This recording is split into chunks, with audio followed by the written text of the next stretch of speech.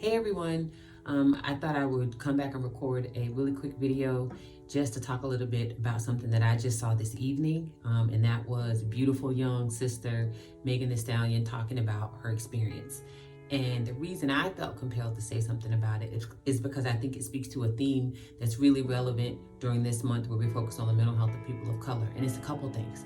One is about Black women, African American women, and how there are ways in which Black women are not allowed to or supported in being vulnerable, which she very much was in her video, talking about her recent traumatic experience.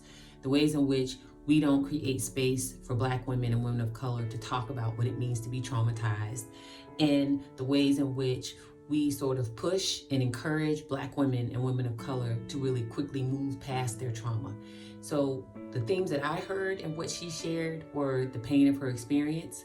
She talked about grief, having lost both of her parents and her grandmother, all people who were very important to her at a young age. She talked about being in the public eye and what it means for someone like her in the public eye to have to grieve and experience trauma and the after effects of trauma in a very public way with a lot of people who are not supportive.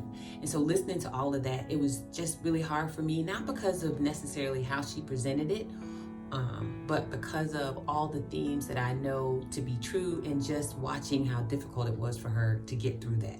So I just want to say, even though I don't know you, Megan Thee Stallion, that I feel for you, that I recognize that these are issues that are deeply personal, and I appreciate that you shared with us your perspective in a way that felt right for you. And I just ask for all of us to always try to remember that we don't know what other people's struggles are, and that it's important for us to recognize that, as always, and in particular in this month, Black mental health matters. Take care.